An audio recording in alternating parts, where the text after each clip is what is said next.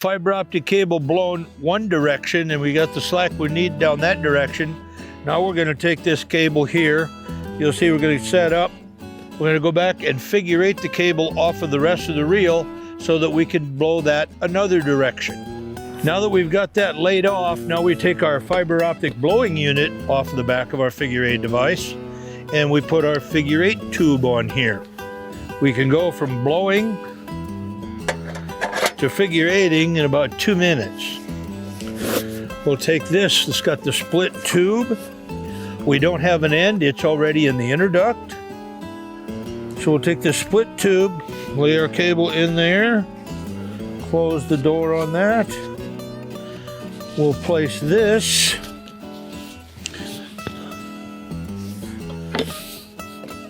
in here, and we're set up to figure eight. We'll put the tire down just like when we were feeding the air block.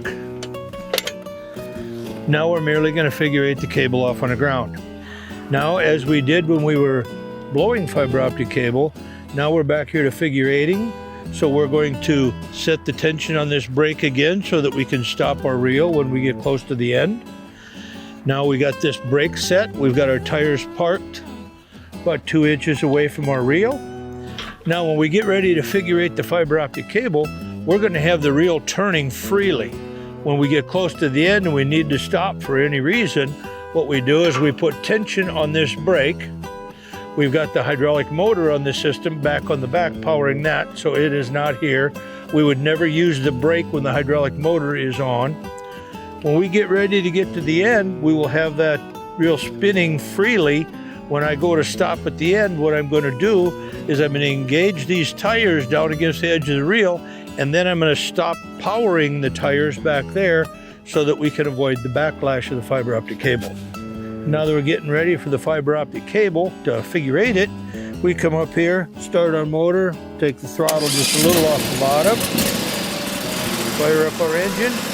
Now we're going to get her up to about half, 3/4 throttle.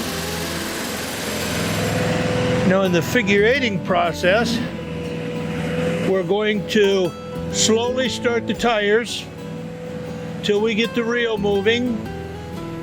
Once we get the reel moving and the cable coming out, we'll gradually speed up the tires and start laying the cable out in a figure eight. One of the things we don't worry about anymore is how this cable lays out in the figure eight pattern. When we bring her back up, that's when we'll deal with any issues we had. You'll notice when I'm laying this out, I'm just trying to stay even with the cable coming out of the chute. Try not to get ahead of it or behind it.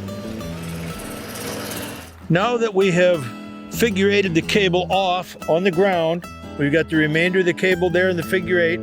We're going to use our portable hydraulic system to blow off the figure eight pile back through this vault, down through another vault, and then we need a bunch more cable out of that other vault to go beyond.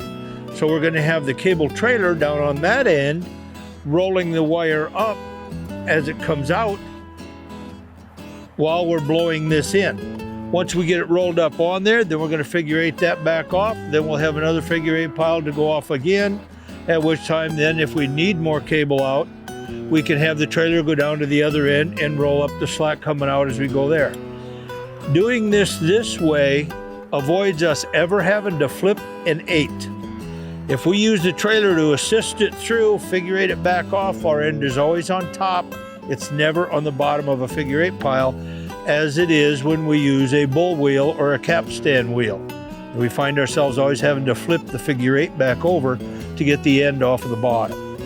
When we get ready to put these hydraulic hoses on, it was important that the last time we used this motor, we shut the gas engine off first, wiggle the valve to release the pressure on either side of that motor so that when we disconnect these hoses, that we're able to connect them again the next time. If it happens that there's pressure on this motor, what you have to do is crack the seal on the motor, on the hose, release the pressure, then you'll be able to couple your hoses. Without pressure, they should clamp right on. Now we're Going to get the air hose hooked up here from the bottom of our blower up here to our valve. This is our air valve. Now we're going to hook up this small motor to our figure-8ing device. There we are. Lock this into position. We got that in there now.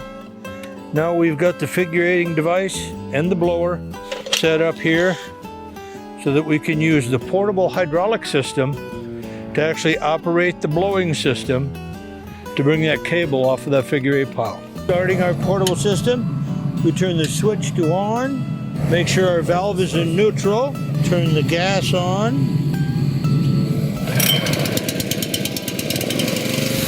turn our air on.